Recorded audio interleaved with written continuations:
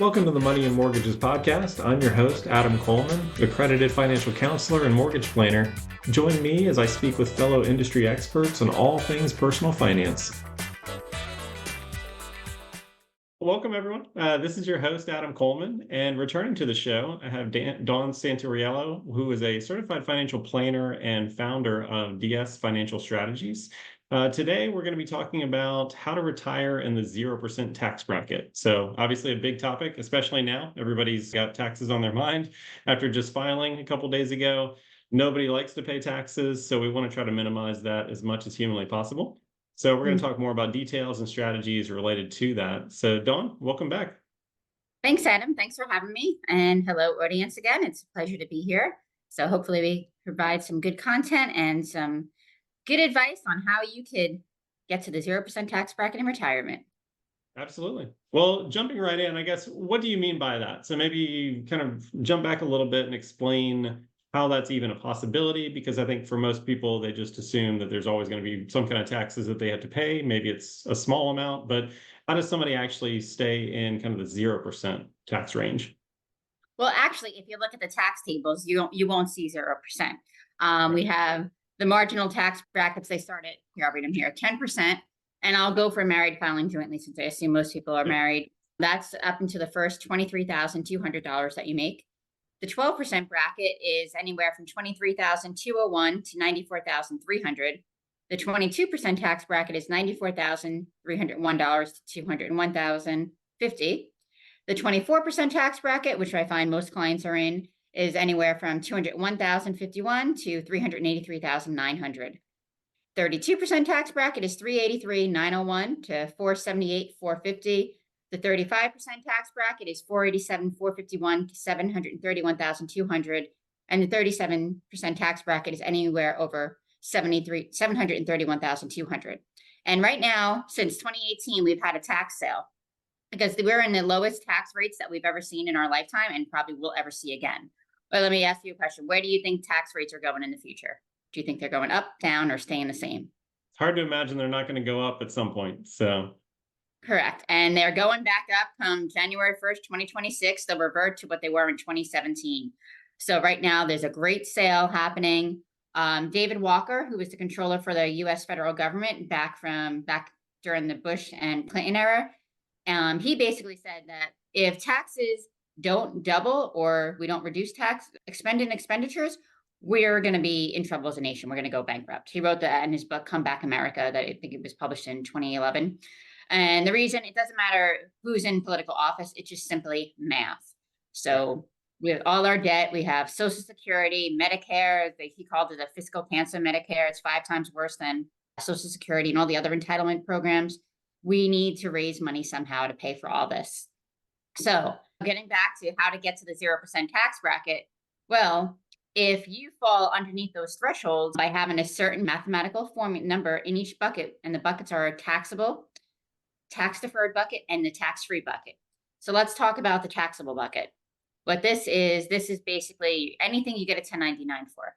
Your savings accounts, money market accounts, stock accounts, bonds, anything like that, you're going to get a 1099 at the end of the year. So that's how you know you have a taxable account. So in that account, you want to have 6 months of emergency funds. So also 6 months of expenses. So everyone, all the financial people agree on that. The next bucket is the tax deferred bucket. Now, this includes your IRAs, 401ks, 403bs, 457 plans. This, you get a tax deduction currently, but you're going to pay taxes later on at a higher rate, most likely when you take it out. So there's a mathematical number to have in this. You want to have a number that is low enough, lower than the standard deduction. And currently for a married couple in 2024, the standard deduction is $29,200. So if you're on, it's usually about $350,000, we say. So that way you're going to get your RMD, it'll come out tax-free. So basically you put the money into the IRA, you got a tax deduction, and you're able to take it out tax-free as long as it's under that standard deduction. Right. So, and then everything else you want to have in tax-free. So this way you're going to get your RMDs tax-free. You have all your Roth accounts tax-free because you shifted everything from that taxable bucket. You shifted that over. You shifted the tax deferred through Roth conversions. So now you're all in tax-free buckets. So if you have that coming out tax-free, if you don't have any pensions, if your Social Security is below the provisional income, you have those RMDs under the standard deduction, you're basically in the 0% tax bracket. Now, there's a lot of work that goes into that. When I meet with clients, I do a before and after comparison, and I show them, okay, if David Walker's right, and which most experts agree, if you watch David McKnight's The Power of Zero, he went around the country talking to all the experts that says, yes, we have to increase taxes because we're on a freight train and it's coming quickly in the form of higher taxes. Right. So I show you, okay, this is where you're headed. If taxes magically stay the same, and let's talk about that for a second. So if tax rates happen to stay the same, when you retire, you've lost all of your deductions. Your kids are out of the house. So even if they live with you, you can't claim them anymore. If you donate to charity, now you're not donating money, you're donating your time. And the IRS could care less about your time. You don't get a deduction for that. You're not at work putting money into your retirement plan, so you don't get a deduction for that. So just that alone, you're going to be in a higher tax bracket, basically, because now you don't have those deductions that lowered your income. So we look at showing, okay, here, if nothing changes, this is how much money you'll have. Now, if tax rates double, like David Walker's predicted, this is how much money you'll have and how soon you'll run out of money. And then if you become tax efficient and follow our strategy, how much more money you'll have. And usually when I run these scenarios, it's about $1 million more net worth that the client ends up with by just becoming tax efficient, just doing that shift. And like I said, we have until 2026 before taxes go up. Now it's not, we also could spread it out to like 2030, 2032, because the 24% tax bracket is going to 28 and the 22 is going to 25. So it's not that huge of a deal. But like I said, you don't want to miss any opportunity, because every year that you wait is a missed opportunity that you could have taken money off of those train tracks and shelter it from taxes forever. So, Right. yeah. No, I mean, I guess what does that look like for the majority of your clients that you're dealing with? Like, are you seeing what shifts do they have to make in order to kind of head towards the right path? Are you seeing people just have way too much in traditional 401k money and they don't have enough in tax free? Are they not utilizing the taxable brokerage accounts? What are the big changes that you are usually having to advise people on? The big changes I'm seeing is, most people have the majority of their money in the tax deferred accounts, very little in the form of the Roth accounts, and they have too much money into the taxable account. Like I said, the ideal amount is 6 months of an emergency fund. Anything above that, and I've seen people, they've had like almost $1 million sitting in that taxable bucket. So that's just tons of unnecessary taxes that you're paying. So what we do with that is that we shift that to help pay the taxes on the Roth conversion. Because if you're under 59 and a half and you don't have any money to pay the taxes, you most likely aren't going to want to do a conversion because there's a 10% penalty. But if you have a ton of money sitting in your taxable account and you're under 59 and a half, we're going to use that to pay the taxes on the Roth conversion. How else we could reduce that taxable bucket is something called the LIRP, commonly known as the Life Insurance Retirement Plan, which is another great tax-free vehicle, which I'll get to that in a second as well. And then the Roth conversions, you want to put money into Roth IRAs, but a lot of my clients, they make too much money. They can't do the Roth IRA. So we'll either do a backdoor Roth, if that makes sense, because you can't just open up, if you have an IRA and then you said, you know what, I'm going to do a backdoor Roth contribution. Well, your other money gets counted and a portion of it will be taxable. So you have to know all these ins and outs and different rules. Right. For those people who make too much money, we could also put it into the Roth 401k. There's no limits. And then another great feature is if your 401k plan allows it, after tax contributions, you could put up to $69,000 this year, a total between your salary deferrals, company match. And then if your plan also allows it, you could do an in-plan conversion. So you put the money in after tax, immediately do a Roth conversion, and then that all becomes tax-free. So, because any gains are taxable, but in the after-tax account, but if you immediately convert it, that won't be. So that's another option that I see for that. And again, we're not saying, unless you have a pension, you want to have a little bit of money, like I said, in your IRA, because you want to take advantage of that standard deduction when that money comes out.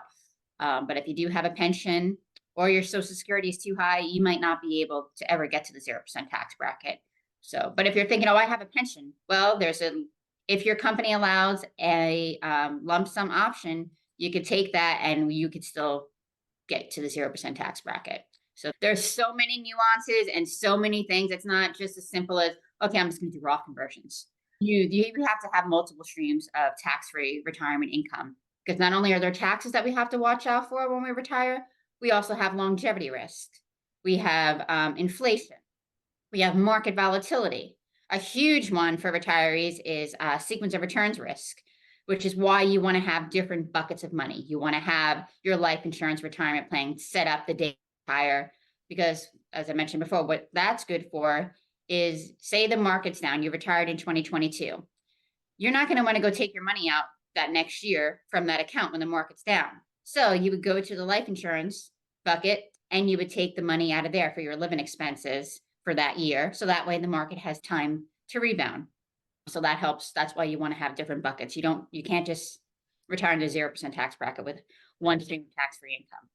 Then you also have like long-term care expenses.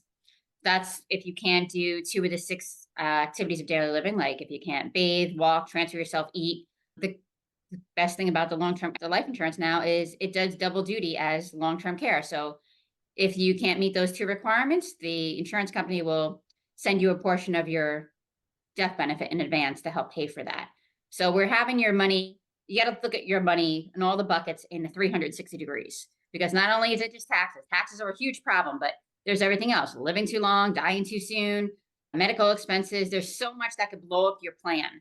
And that's what we look at and take into account when putting these plans together. And like I said, if you work with an advisor who hasn't done this, I do this day in and day out. I teach classes at universities on how to do this. There's so many nuances. So if you work with another advisor who's never shepherded people to get to the 0% tax bracket, there's so many opportunities and landmines that could blow up everything. So Now, you mentioned, I guess, going back a step, just because I might have misunderstood something. So you mentioned the 6-month emergency fund. I think we're all on the same page with that. Yeah. So how much are you, maybe I misheard you. You were saying not to have much into like taxable brokerage accounts for like mutual funds, ETFs, stuff like that. You're you trying to want get 6 months. Yep. 6 months. You only want 6 months out of that in your Yeah, plan? because So that's in like your you're not taking taxable advantage bucket. of the capital gain, like the long-term capital gains tax bucket. Like that's what I see a lot of people use, is to try to minimize taxes in retirement, is they're pulling a lot of money from capital gains from that. So your strategy is a little bit different, where you don't have a lot in ETFs or mutual funds or anything out of like retirement accounts. You're not really taking advantage of those too much. Not in the taxable bucket. You could have the ETFs and mutual funds, but you want them in the tax-free accounts. In the Roth, right? Because even if they're getting capital gains, it's a graduated cylinder, our marginal tax system. So it's going to get added on top of that. So you'll fill up those lower brackets very quickly, because it's still, even at long-term capital gains are like 15 or 20%. You're still going to go flowing into that funnel, and then all your other income is going to get taxed up on top of that.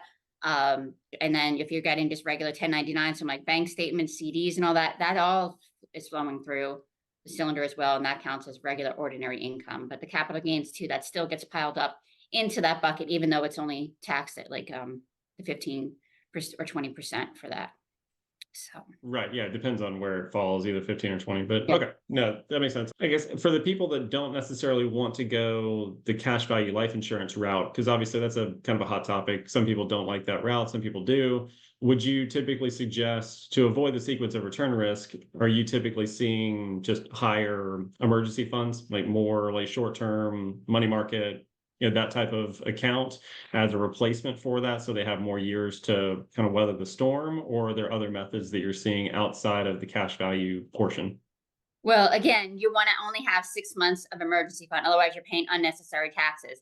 And I don't care if people don't like life insurance or not. They just don't like it because of the name. If it was called something else, like the magical tax-free bucket, everyone would be throwing money in there. They just don't like life insurance because it's all over TikTok. It's misused, mislabeled, improperly structured, and all this nonsense out there about how it works. When the truth is, that's one of the best vehicles in our tax code. All the wealthy people use it, all the politicians use it. And well, first you have to qualify for it. So if you can't qualify for it, then you have, again, you won't be able to add that to the plan, but you could still do the Roth contributions, the Roth IRA, the Roth 401k. So there's plenty of ways to get money into the life insurance, and the sequence of return risk What that also helps with too, another way if you can't qualify for life insurance is a fixed income with an increase in income rider, fixed index annuity with an increase in income rider, because we do Roth conversions in that account. And there's only certain companies that allow what they call piecemeal, so you can convert a little bit each and every time. Because again, we don't want to convert all your money in one year. We have to spread it out because we want to make sure we remain in the tax bracket that's like ideally the magic number is 24%. That's where you kind of want to stay. Now, if Right. you're in the 32% tax bracket, but you're not filling that up and you're never going to be any lower than that, then we could go up there and fill up that bucket. So that's why we want to have the proper amounts in each account and do the Roth conversion. So, and if somebody, like I said, they have 980,000 sitting in that taxable bucket, life insurance is a great way to pay for that, to reduce that bucket to the ideal amount. And I don't know why people don't really like life insurance. It averages about 5 to 7% growth over the life of it, net of fees. So it's predictable and stable growth that you have. Also, a lot of people complain about the high fees. Well, compared to what? 401ks average about 1.5% fee. How life insurance fees are structured in the beginning, you're paying higher fees and a lot less in the later years. And it's for your whole life. So you want this, but you want to keep this policy long term. If you're just going to keep it for a couple of years, it's not for you. But if you average it over the life of the contract, it's about 50 basis points on your cash value each and every year. So it's, again, there goes that myth. Oh, it's so expensive. No, it's not, because you have to structure it properly. A lot of agents have structured it for their benefit. Like, okay, let's get the most death benefit and the least amount of premium. Now, Right. said, let's get the lowest death You're, benefit you're for the most focused more amount. on Yeah, lower death benefit and higher cash yeah, value. yeah, exactly. And it's an asset class. Like you don't want to put all your eggs in one basket. You have to have the different buckets so that way there's multiple streams of tax-free income. Because now if someone just says, well, I'm just going to invest in the market, okay, well, that's good. But where are you going to get your income from when the market's down and you're retired? You're going to have to go to the market, and start pulling out of there. You're going to run out of money a lot sooner because again, if you have sequence of returns risk 3 negative years in the beginning of your retirement, you will run out of money versus someone who retires and has those negative 3 years at the end. They won't run out of money. So we spread the risk, have different buckets of tax-free income to pull from. So hopefully that we could talk about life insurance all day long, but again, it doubles for long-term care duty because what are you going to do when you have to pay for long-term care expenses? Traditional long-term care insurance is very expensive. And every year clients are getting those premium notices. Okay, your premium's going up this year. On that same line of thought, like on the medical expenses, things like that, I think one thing we haven't really addressed was HSA accounts, which is kind of Yeah. a big, buzzword. Obviously, not everybody can do an HSA. It requires a high deductible plan, but where do those fit in to your method of planning? Are you presumably telling people to max those out to take advantage of the tax-free Yeah. growth and then almost using it like a retirement plan, or are you doing something different? I love HSAs. They're just like RMDs. RMDs are one of the best tax-free streams of income. Again, as long as that's that standard deduction. But HSAs, Right. what's great about them is they're triple tax-free. You get a tax deduction coming in, it grows tax deferred, and it comes out tax-free if you use it for the medical expenses. But the problem with HSAs is most people don't use it correctly. What do? Like you said, have a high deductible plan. So whenever they have an expense, they go use that money from the HSA. I say, Right. no, don't touch that HSA. You let that sit there and pay out of pocket your expenses. Like I have an HSA, Obamacare, Affordable Care Act. They came out with my high deductible plan is only $1,700. And as a single person, I could put $4,150 in there. So I put that in there and I'm paying everything out of pocket. And then once I hit the 1,700, it covers that. So Yeah. that's what people should do. If you're eligible for that, then go ahead and contribute the max. As a married couple, I believe it's like 8,000 something. I don't have that right in front of me exactly, the I numbers, know the but single is like 4150. I yeah, can't remember the 4150 married, but single. Yep. So you put that in there, let that sit because you can only contribute up until you are age 65 because then you have to go on Medicare and they won't let you contribute anymore. So put the max out, don't touch it.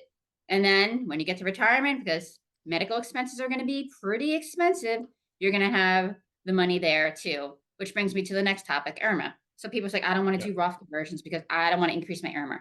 Well, you got to rip the Band-Aid off. Rip it off now, pay them. And if you could do conversions before you're 63, you're good.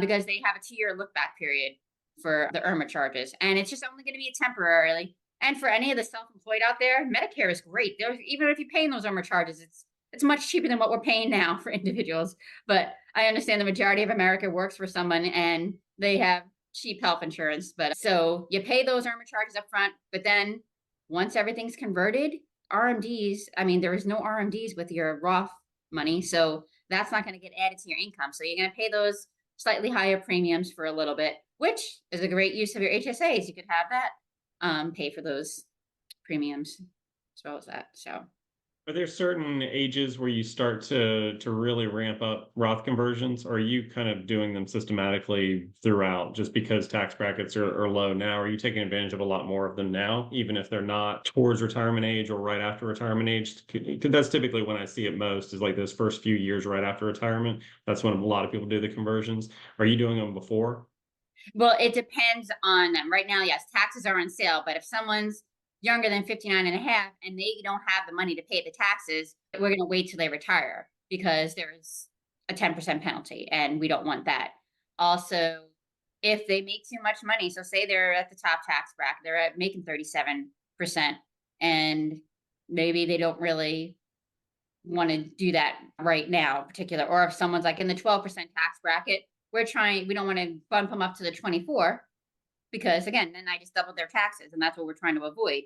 But if someone's in the 22% tax bracket, yeah, we'll go fill up that 24 because 2% is not much. It's like 2% on the margin just to get all that money shifted. So it all depends on the situation, how much money they have in their bucket, their current tax status. So everything is individualized to each person. I put a plan together and show them, okay, this is what we're going to do. So it all depends. Sometimes we wait till they retire. If there's outside money they could pay the taxes, we do that beforehand. You mentioned Medicare. So where does that fit in? Anything else, any other considerations people should have in mind with this strategy where it comes to Medicare premiums or anything like that? Well, that's just, yeah, because again, any income that you have, there's a 2-year look back period. So if you could start doing all these conversions before 63, that's great. But if you Right. can't, it's okay. Like I said, rip off the Band-Aid. Yes, the premiums are going to be a little bit higher for a couple of years until you're done with your conversions, but it's better to have higher premiums, IRMA premiums right now than it is to have those higher premiums for the rest of your life. Because those RMDs, if you have all your money in the tax deferred bucket, that's going to keep growing. And then when you get to RMD age, either 73 or 75, you're gonna be forced to pull out that money, even if you don't need it. And that alone could possibly shift people, for those people who don't think they're gonna be in a higher tax bracket, into a higher tax bracket. And then thus also increase your income. So therefore your IRMA charges increase. So yeah. Right. So yeah. What about Social Security? Like, where are you fitting that into it in terms of what year to claim that based on this whole strategy? Well, when you do Roth conversions, you want to try to wait until 70 because again, it's all going to get added to your income. And how they calculate provisional income. Provisional income is how much of your Social Security gets taxed. So they add one half of your Social Security, all other income, rental income, and then they say, okay, if you're a married couple over 44,000, up to 85% of your Social Security is taxed. That doesn't mean 85% is taxed. Usually around 80,000 is the math where 85% of your Social Security will be taxed. If you're below 34,000, then none of your Social Security gets taxed. So that's why if we're able to keep you under that provisional income of 34,000 and everything else is in Roths and you have your life insurance, you're in the 0% tax bracket. So that's a huge consideration. We look at the Social Security in that as well to help with planning. Like I said, we're holistic planners. We look at everything. We're not just, hey, just do Roth conversions. Hey, just do life insurance, just do annuities. No, you need multiple streams of tax-free income and you need to know all these different factors that come into play. Like I said, there's tons of landmines that could blow up this plan. And I've seen them. I've seen advisors convert money and throw the client up into the 32% tax bracket unnecessarily. So yeah, so there's little things. That's why it's important to work with someone who specifically does this. And like David McKnight says too, if someone knew all this, like if your advisor's not telling you this, it's kind of scary. It's because either one, they don't want you to know, because again, their fees, we as advisors get paid on AUM, assets under management. So if we're convincing you to convert money, you got to pay taxes. So state, local, 30% of taxes. So we just lost revenue. So if you have $1 million, now you're going to go, let's just say you're not for the whole thing, but for an example, now you converted it, you paid 300,000 to the IRS. we only have 700 to manage. So we just took a $3,000 pay cut for that year. So they might not tell you about it. Or if they do, they don't know how to do it. So you want to work with an advisor. And I teach these classes, like I said, and I see clients that come in that had an advisors and none of them told them about this. So, and it's to the client's benefit, because if you're on the 0% tax bracket and taxes do double, or it doesn't matter, 0 times 2 or whatever is still 0. You're sheltering Right. yourself, you're protecting yourself. So that's why it's so important to get to the 0% tax bracket, or at least you minimize your taxes as much as possible. So Yeah, I think that's the key. I mean, not everybody's going to be able to get to the 0 and stay there, but even if you can get a huge chunk of it into the 0% and then only pay a little bit of an effective tax rate, that's just going to make everybody a lot more beneficial long term. You don't want to just get stuck in the high tax brackets because of improper planning ahead of time. So, no, this is perfect. I appreciate all the information. I guess you're if anybody welcome. wants to know more about you and kind of the work that you do at your firm, what's the best place to track you down? You could go to my website, which is dsfinancialstrategies.com. If you click on this QR code here, it'll take you right to my website. You could check out my book on Amazon, Manifest and Invest. You can look at me on social media. You could also call my office at 215-660-0288. And then if you happen to be in the Philadelphia area this weekend, I'm going to be at a book expo at the Doylestown bookstore from 12 to 2 p.m. this Saturday. So it'll be great to meet you. And also reach out to me. I'll do a side by side before and after tax projection for you and show you, okay, this is how much better off you'll be if you become tax efficient. Right. No, I think that's a huge benefit. So always a pleasure, Don. I appreciate you Same sending here. or giving us all sorts of good information. So. Good. Thank you. It was great talking to you again.